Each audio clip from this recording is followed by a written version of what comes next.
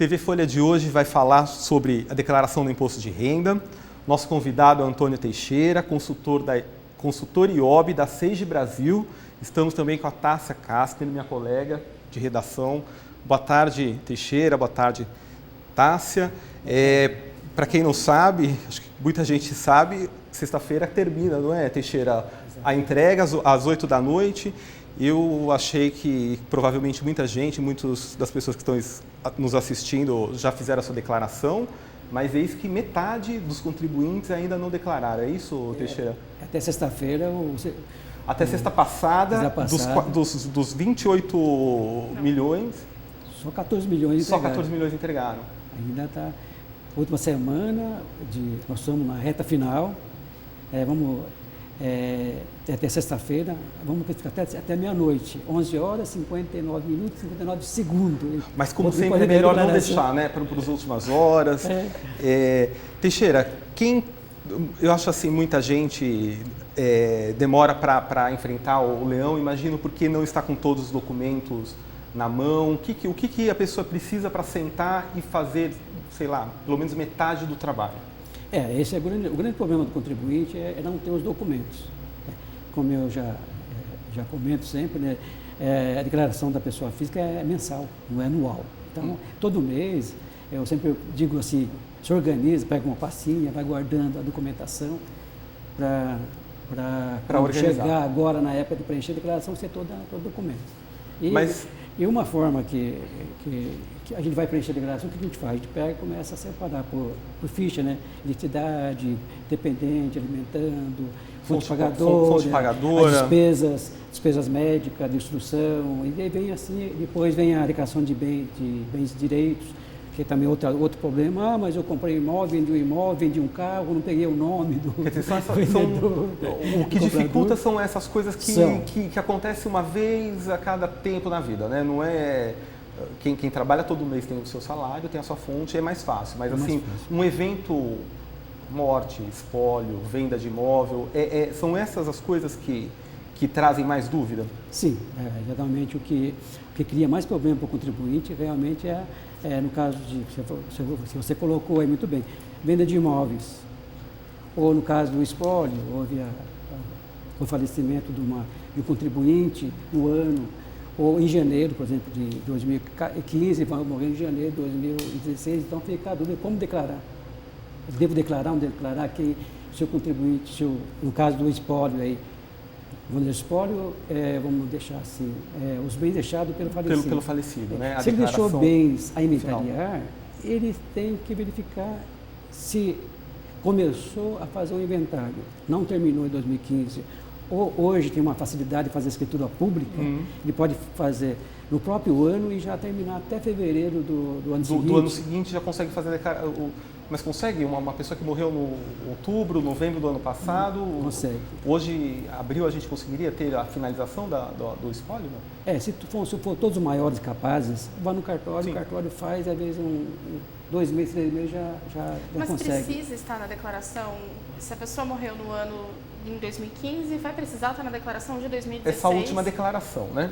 Independente, o contribuinte precisa acelerar o processo para que possa entrar, ou ele pode declarar só em 2017, por exemplo? Pode. Aí vai depender da data, como nós falamos. Se ele faz uma escritura pública, são todos maiores, capazes, e supor que a pessoa morreu em agosto, em novembro já terminou, ou até fevereiro do ano 2016. Então, ele tem o prazo para entregar a declaração final do espólio em abril de 2016, relativo a todo o acerto de contas de 2015. Todo acerto de contas de 2015. A sua pergunta tem sentido. Vamos supor que ele não conseguiu fazer o formulário de partilha no cartório, ou vai entrar no processo, só a partir de março de 2016 ele consegue fazer isso. Então, ele vai ter que entregar uma declaração normal, chama-se declaração inicial de espólio, porque quando há a morte no ano de 2015, do ano calendário, então chama-se declaração inicial. Uma declaração normal.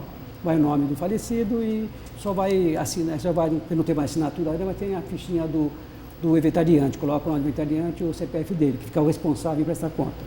E depois, para 2017, se ele conseguir terminar o inventário dele, e a forma de partilha, ele vai entregar a final do espólio. Então, Teixeira, só para falar, a gente está respondendo perguntas dos internautas, de pessoas que estão mandando. O Teixeira é o responsável também pelas respostas que a gente publica no jornal, já há mais de 20 anos, né, Teixeira? Exatamente.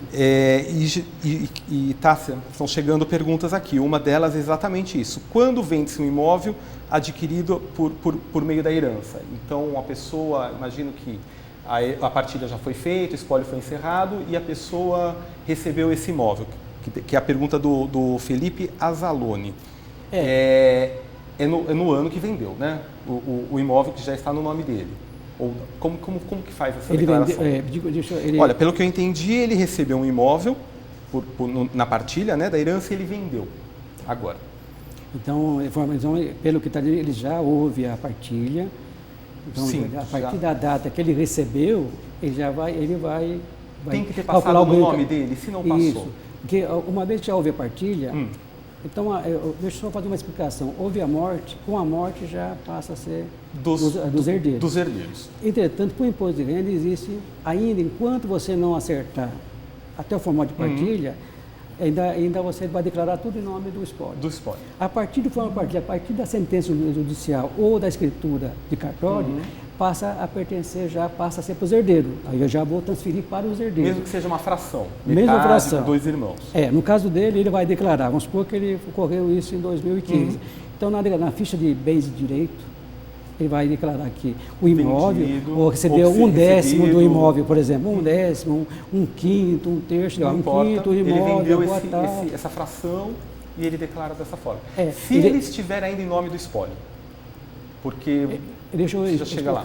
Então, se ele já recebeu o espólio, então ele vai informar na ficha e, como ele está vendendo, no mesmo ano que está recebendo, ele já declara que vendeu o imóvel, vai pôr o nome do adquirente, o CPF dele, e não preenche as colunas 31 de dezembro de 2014 e 2015. Agora precisa verificar se ele está sujeito ao ganho de capital. Então, valores até R$35 mil está isento. Porque, como nós falamos em fração, pode ser que ele receba lá um décimo, que vai vender, vai ficar em 30 mil para ele, então não tem ganho de capital. Não tem ganho de capital. Agora, se ele vender acima de R$35 mil, ele vai ter... Aí ele apura com base no valor do momento que o imóvel foi adquirido. Exatamente. Porque segundo aquela tabela que a gente sabe que tem o deflator. O próprio GCAP, que ele vai no site da Receita, ele já coloca lá a data de aquisição, que vai ser a data que está no inventário, que é a data da morte do falecido, e a data de alienação que ele está vendendo. Então, o próprio programa já calcula o ganho dele. Mas não do falecido? Não, em nome do herdeiro. Do herdeiro. Então, se ele está recebendo agora, ele já está vendendo, provavelmente ele não deve ter tido uma variação grande. Não, ele deve estar isento. Que ele falou, já recebeu, já foi para partilha, já é dele, ele que vai apurar o ganho de capital. Entendi. Agora, a outra pergunta que você fez, que é muito importante. Então, durante o inventário, enquanto você não tem a sentença final do espólio, ou você não fez a escritura pública, ou você pode vender. Também pode vender. Porque às vezes você tem um alvará. O alvará judicial, ou se for cartório, não precisa. Mas o que é a vantagem? Que às vezes o imóvel foi adquirido com uma data bem antiga, e é até aconselhável vender isso no espólio. No espólio. Pelo nome do espólio. Então, se apurar o ganho de capital, que eu falei, no espólio, em nome do espólio, é claro, quem vai recolher o imposto vai ser o inventariante responsável. Só uma dica, para quem vai entregar a declaração final do espólio, se for vender em nome do espólio, a data para pagar imposto é até o dia 29, o ganho de capital. Tem que pagar agora. Mas, voltando um pouquinho, a vantagem é que às vezes tem imóvel que foi adquirido em 69. 69, o valor que vinha declarado é pequeno. Sim. Quando vai vender, o valor do mercado é uma coisa alto. Gigante. Então, essa diferença vai dar totalmente isenta. Então, ganha-se. Depois só divide o dinheiro para os herdeiros. Entre os herdeiros. Então, é uma dica. É uma sutileza, mas é uma dica de que a pessoa pode aproveitar. Eu tenho... Não para de chegar perguntas, hein? É um sucesso, as pessoas têm muita dúvida.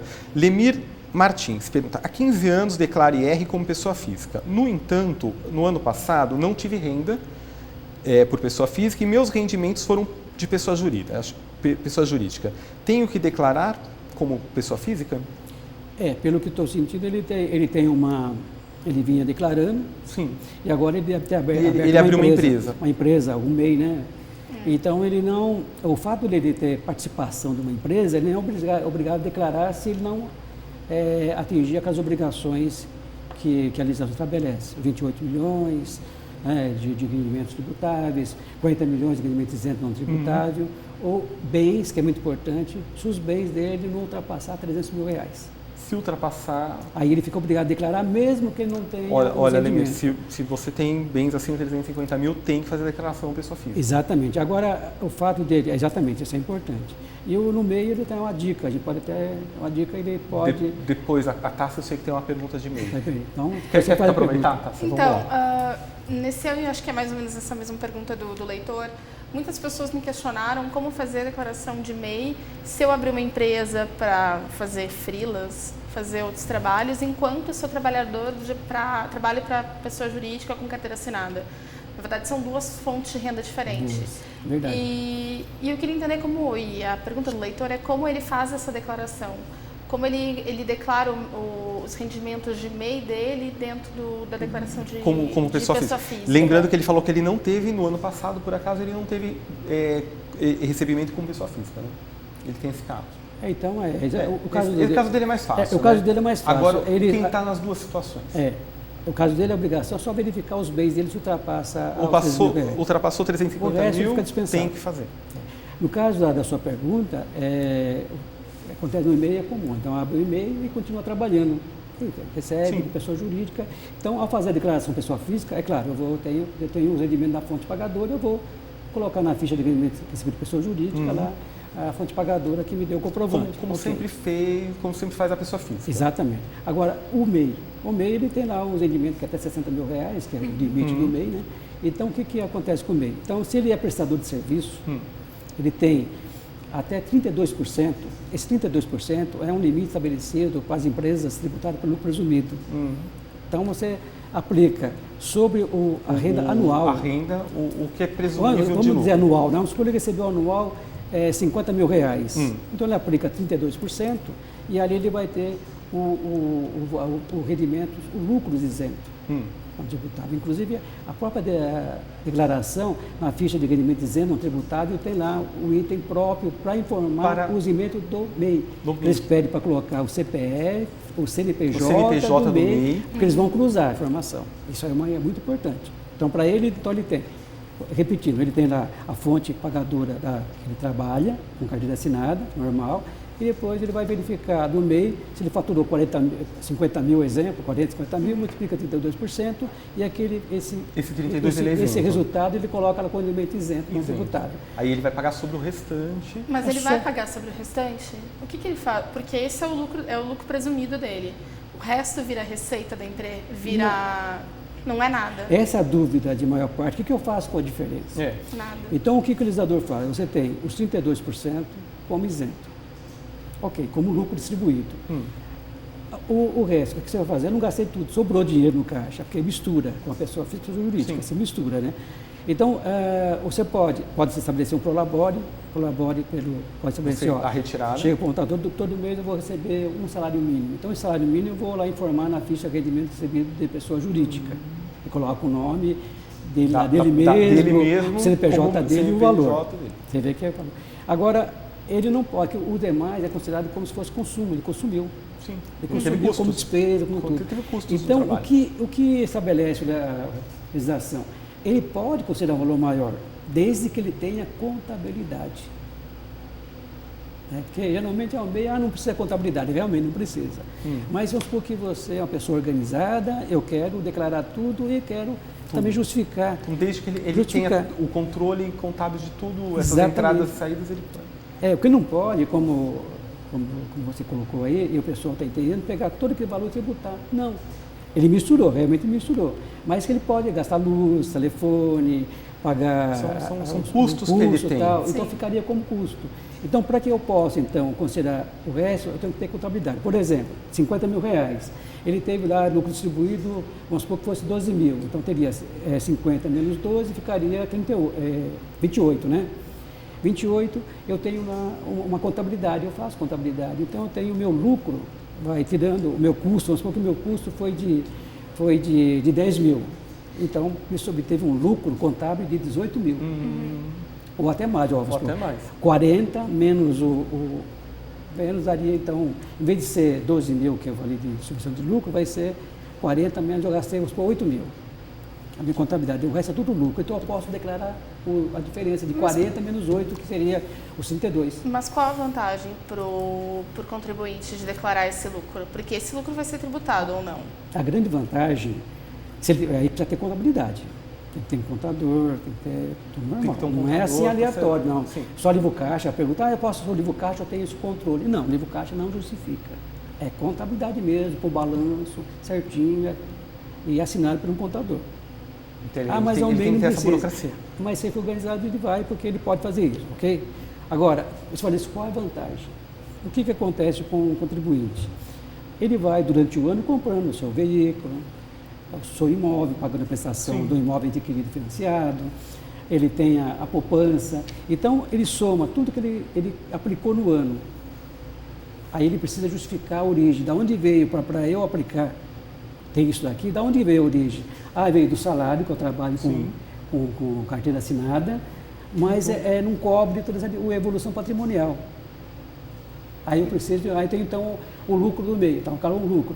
Mas eu tenho contabilidade, eu posso pegar mais, então que eu usei realmente o valor do MEI lá, que eu usei para pagar a prestação do apartamento, então eu justifico. Entendi.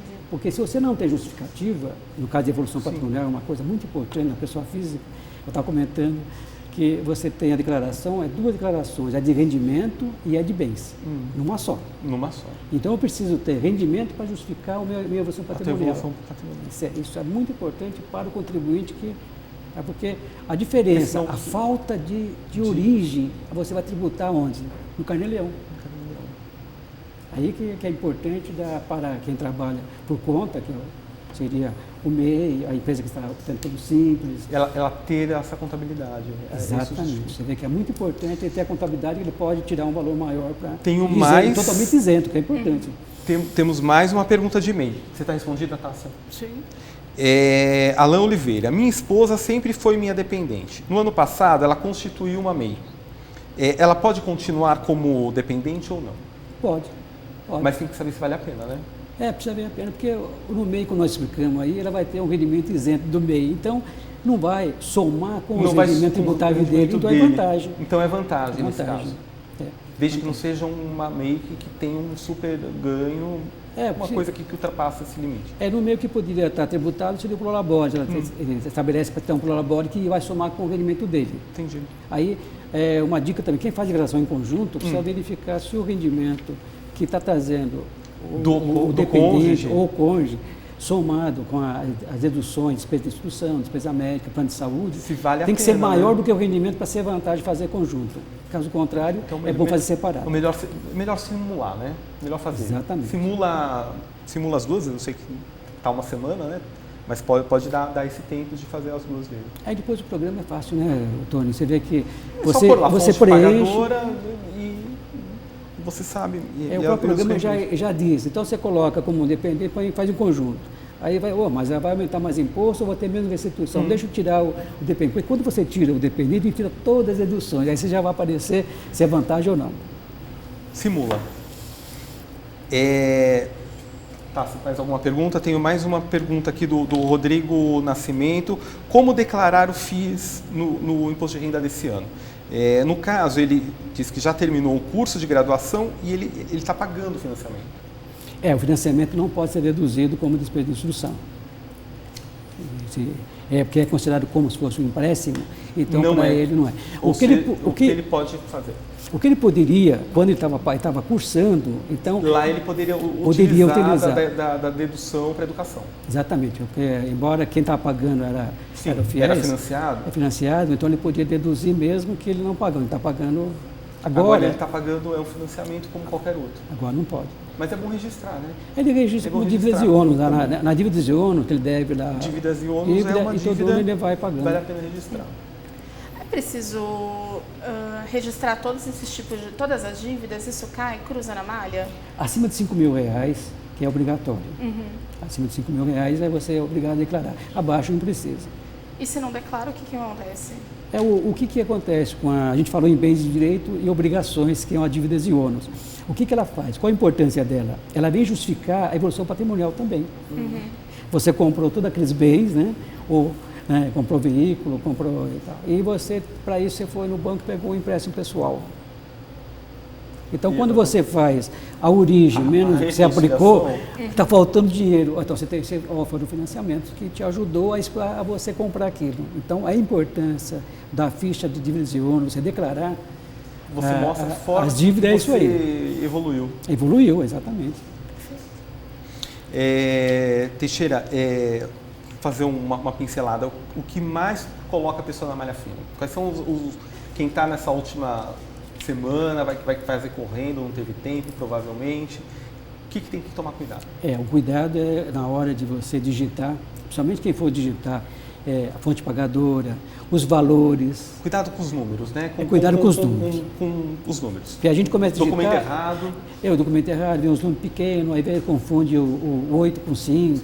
Ou várias fontes, né? Então, o fato de digitou errado, isso já vai para a inconsistência. Porque quem vai assim, fiscalizar isso é o próprio sistema, não é nem o próprio sistema eletrônico, já cruza, não bateu a informação. Então, os valores, digitar os valores, despesa médica também, né?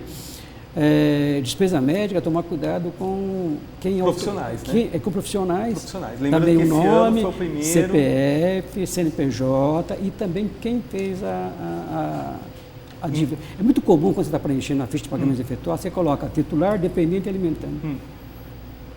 Parece que é uma coisa simples, mas ali dá malha fina. Às vezes a despesa é do dependente.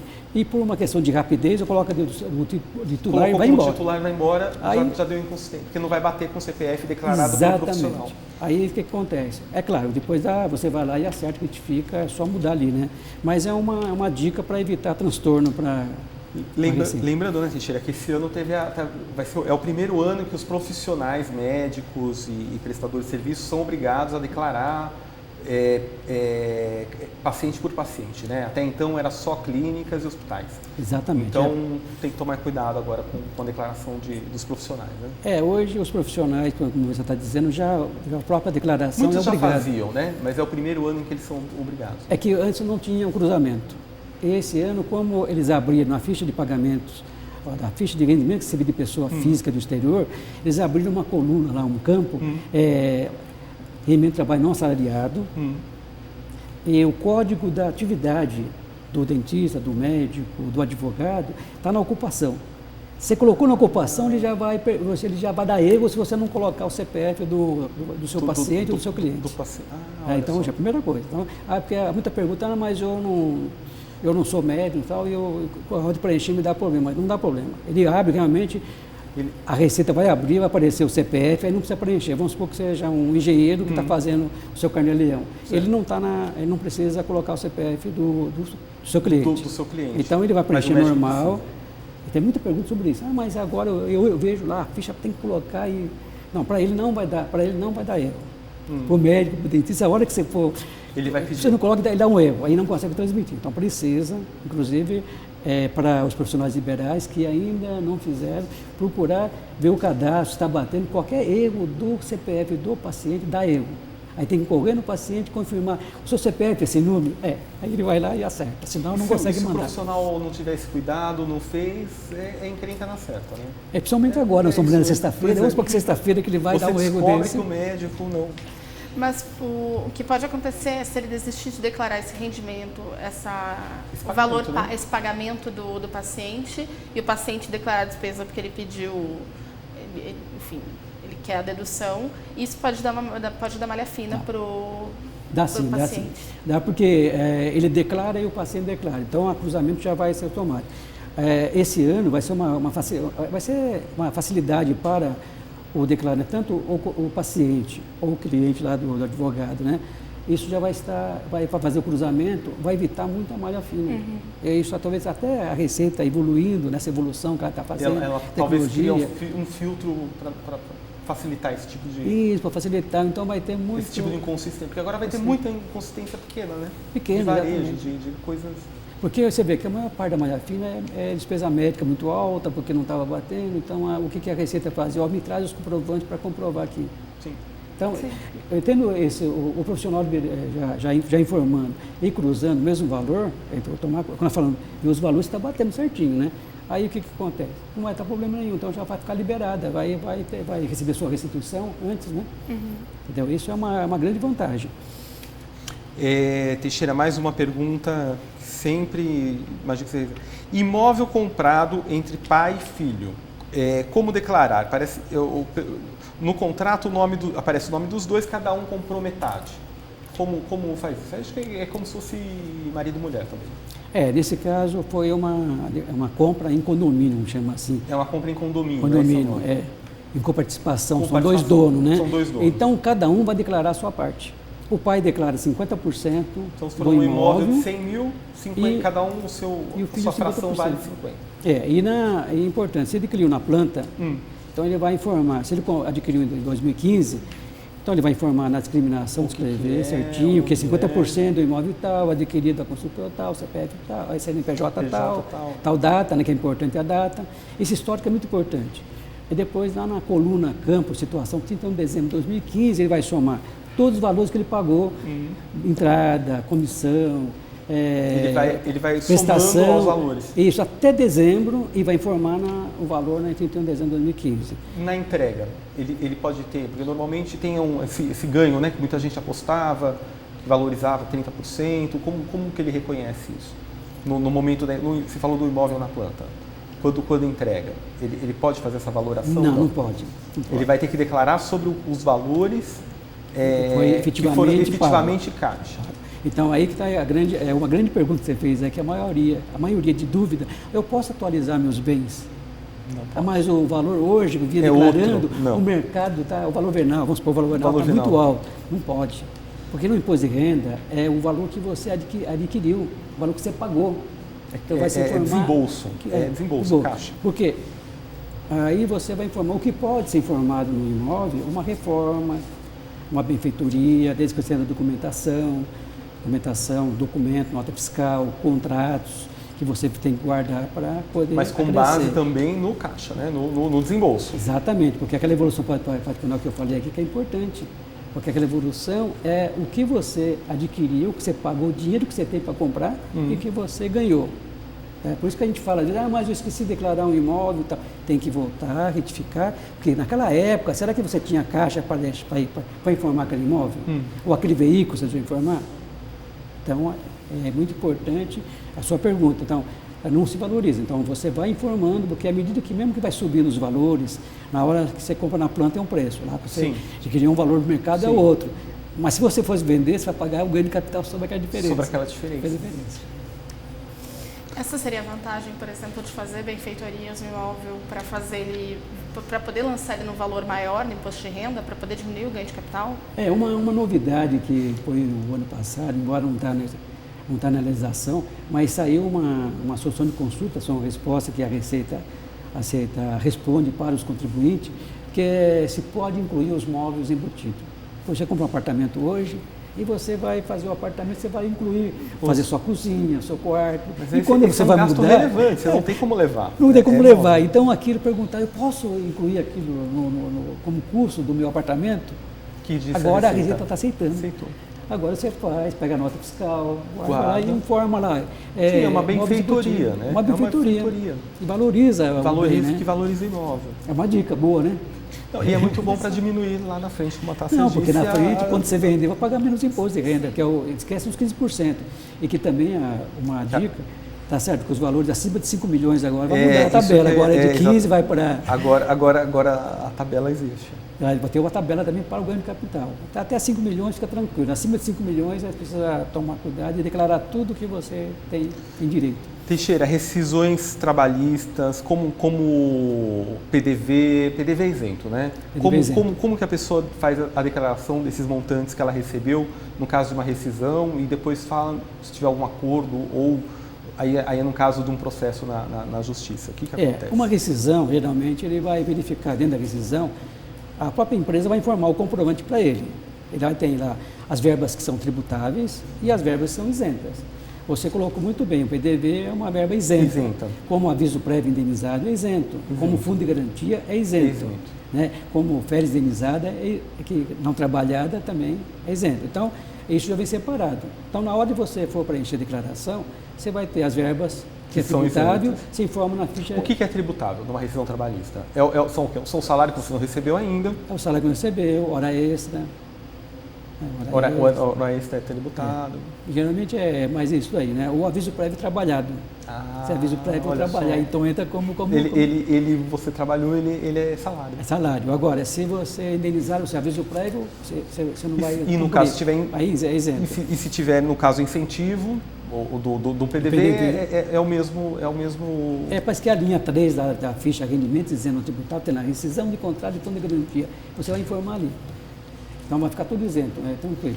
Agora, a outra pergunta que você fez... Um acordo trabalhista, um processo na justiça, um valor que foi relativo no passado, sei lá, alguma coisa que aconteceu em 2012, por exemplo.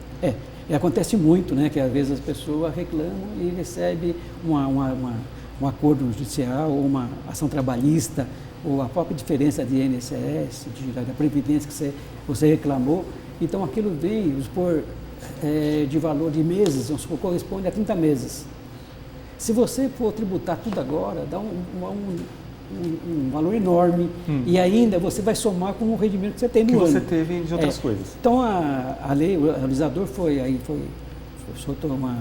houve uma mudança em que você tratando de anos anteriores, você vai usar a ficha de rendimento tributável recebido acumuladamente de anos anteriores. E ali nessa ficha tem duas opções. Ou você considera como antecipado na declaração, que vai somar com outros rendimentos, ou você informa como exclusivo. Aí não mistura. A importância do exclusivo é que ele não mistura. Então você vai precisar do quê? Do valor recebido, você pode deduzir a despesa com o advogado, que é muito importante. A previdência já tem a linha própria. O advogado você vai informar o seguinte: recebeu 100 mil reais, pagou 20 mil para o advogado, você vai informar 80. E o advogado tem lá na linha, você vai formar lá na pagamento efetuado, o código 60, ele levou que pagou para o advogado aquele valor. Então já ganha, de 100 ele vai só tributar 80. Aí também vai verificar se tem verba tributável ou não. Se for isenta, ele vai levar lá para a ficha de rendimentos tributável e só vai... Se esse valor, gostei desse exemplo, né, de 100 mil, ele teve 80 e é relativo a horas extras que ele estava discutindo, do emprego lá em 2012. Só que isso daí é relativo a 2 anos, 3, às vezes mais tempo de trabalho. Como que ele faz? Porque vai entrar uma paulada só, esse dinheiro. Como que ele faz para diminuir o impacto disso? Então, vamos voltar. Na ficha de rendimentos recebidos acumuladamente, ele vai informar diminuindo o advogado, o honorário advogatício. Se é 100, vai informar só 80. Se vê previdência, ele vai informar a previdência e vai informar também a data em que adquiriu, em que a data que ele recebeu, que é importante. Provavelmente foi ano passado, né? E também usando, quantos meses ele está discutindo. Vai estar discutindo 36 meses, ele coloca 36 meses, que a própria programa já vai ajustar. Olha só. Ajustar. Então, o que acontece? Então, aqueles meses que ele coloca é que vai dizer o seguinte: olha, se ele tivesse recebido aquilo do jeito que ele reclamou, todo mês ele não teria imposto. Por que eu vou pagar tudo de uma vez? Então, esse sistema, colocando o número de meses, ele vai ajustar isso aí. Então, ele vai diluindo, representando o que teria acontecido no passado se ele tivesse recebido. Mas conforme a tabela do período ou conforme a tabela atual? Tabela de atual. Vamos supor, o ano passado a tabela foi de janeiro, fevereiro e março, foi 1.787. De abril até dezembro de 1903. Se ele tivesse recebido, por exemplo, em junho, ele está discutindo 36 meses, então a fonte pagadora vai pegar 1.903 multiplicado por 30. Né? Vamos supor aqui, daria 60 mil, né? Vamos supor que ele recebeu 65 mil, vai se tributar só 5 mil. Se não tivesse dessa forma, ele ia aplicar 27,5 sobre o total. Sobre o total. Olha que coisa. Então isso foi um avanço. É um avanço, não é um avanço muito um avanço importante, né? Principalmente para quem era lá atrás, provavelmente estava na alíquota isenta, né? Era isento, porque tivesse recebido e receber abaixo da tabela da época, ele estava isento. Agora, só porque recebe acumulado, mas isso demorou para sair, viu? Isso demorou, não foi... De 3 anos, 4 anos para cá que houve essa possibilidade, né? Teixeira, nosso tempo está voando, não chegou mais nenhuma pergunta, mas a gente tinha falado um pouco antes, sempre dá muita dor de cabeça, declaração da Previdência Privada, né? Quais são os erros, o que as pessoas têm que fazer, ter em mente? Os erros da Previdência Privada, primeiramente a pessoa quando faz o resgate, O resgate, que é aí que dá muito Na erro. conta do resgate, né? Do resgate, Vamos supor com PGBL ou VGBL, mais o do resgate. Então, precisa verificar, porque quando eu faço o plano, eu vou assinar um termo, qual a forma de tributação que eu quero. Ou tabela progressiva ou tabela regressiva. Então, isso é uma... Porque o que acontece? Às vezes a pessoa optou pela tabela regressiva e viu que o imposto é muito, eu quero compensar aquele imposto. Ele vai preencher a declaração informando no rendimento, ou seja, pessoa jurídica para compensar aquele imposto. Não vai porque o próprio sistema, quando ele mandar a declaração, já vai entrar em malha fina. Ele já vai... Já está, porque já se fala. A instituição de previdência privada com a Receita já se fala. Então, esse é um erro, tomar muito cuidado. Não, mas o imposto é muito alto, eu queria compensar. Não pode, ela é exclusiva. Feito a escolha certa, né? E outro problema também é porque quando eu faço pela tabela progressiva, eu, somando com o rendimento que eu tenho, por exemplo, eu tenho meu salário que eu recebo de carteira assinada, recebo lá quando é aposentado, depois eu vou fazer um resgate da Previdência. Eu passo a ter 3 fontes. Sim, é uma nova fonte. Vai me dar um enorme imposto, mas eu tenho que pagar tudo isso. Porque desconta 15%, depois você compensa e vai você somar aqui. Mas se eu lançar ela como exclusivo, eu não vou ganhar, pagar menos? Também não pode, é um erro que não pode. Então é aí que eu disse, tem que ver qual é a forma de tributar, porque a própria comprovante de rendimento, a instituição já manda certinho. Okay? Na hora aí tem que fazer um planejamento antes de resgatar. Eu resgato agora, eu resgato depois, preciso de dinheiro agora, não preciso agora, tem que analisar isso. Tem que pensar Mas isso na fase do resgate e na fase da colaboração, dos pagamentos. Uma vantagem para quem está declarando pela antiga declaração completa, que hoje é deduções totais, você não adota o desconto simplificado de 20%, então você pode planejar. Olha, se eu aplicar na Previdência Privada, eu vou como se fosse diferir o imposto lá para quando eu resgatar daqui 5 anos, 10 anos. Né? Então, o que eu faço? Eu posso, então, vamos fazer uma Previdência. Só que, lembrando que isso aí quem fez até dezembro de 2015, né? Não dá para fazer agora. 15. Então, ele pode planejar isso para 2017, a 2016. Ele pode já trabalhar em cima dessa declaração. Quanto que eu posso aplicar na Previdência Privada para eu pagar menos imposto? Imposto no ano que vem.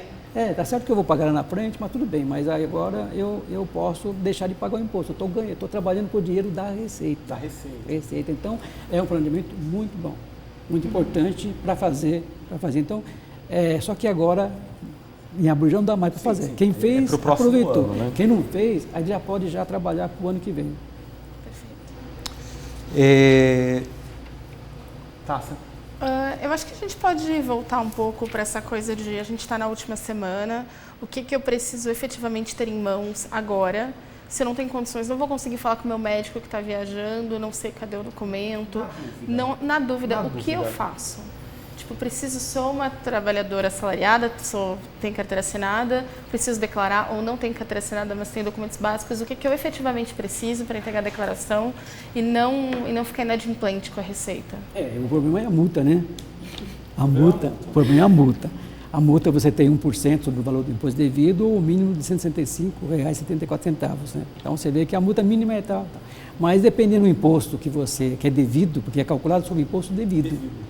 E é 1% ao mês. Vamos explicar um pouco melhor essa coisa do imposto devido, que eu também não entendi. Eu demorei muito tempo para entender, acho que é legal a gente falar que o imposto devido não é necessariamente, tipo, se eu vou receber restituição de volta, eu mesmo assim tenho o imposto devido. Exatamente. Explicar o que é esse imposto devido para mim. Vamos dar um exemplo, fica mais claro com o exemplo. Vamos supor que durante o ano você sofreu retenção de R$25 mil. Então, e quando você vai fazer a declaração, o seu imposto devido é de 20. O imposto devido é 20. Então, você tem 20 menos 25, você tem uma restituição de 5 mil. Certo? Então, como você calcula a multa? É sobre os 20.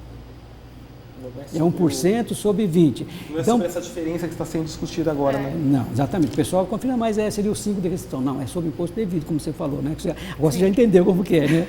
Então, 20 mil aplica 1%, só entregar em maio. Então, a minha multa será de R$200, acima do mínimo de R$165, ok?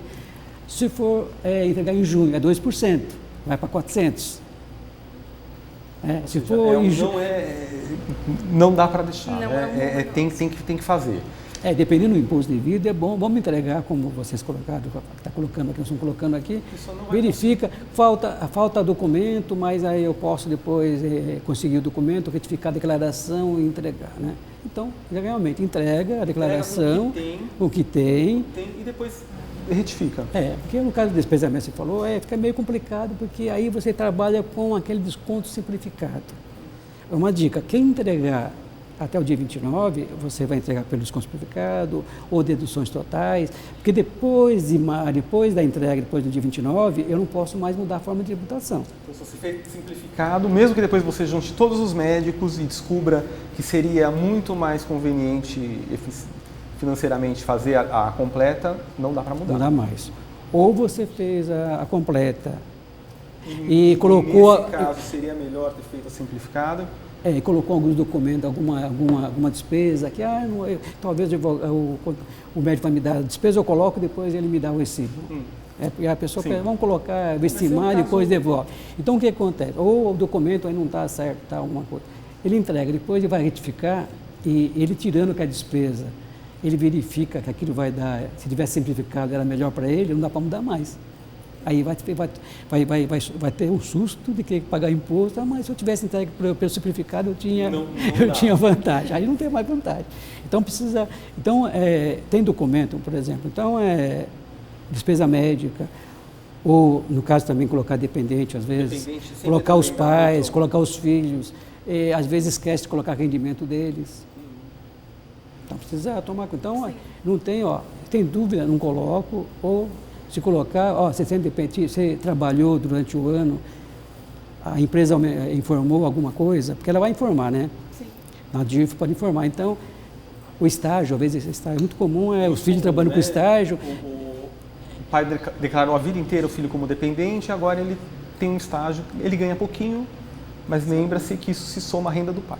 Exatamente. Se a empresa vai informar lá, a DIF, vai dependendo, porque vai ter despesa de instrução, despesa de plano de saúde, é vantagem colocar ele como dependente, mas esqueceu de colocar aquele comprovante. Mas entrega.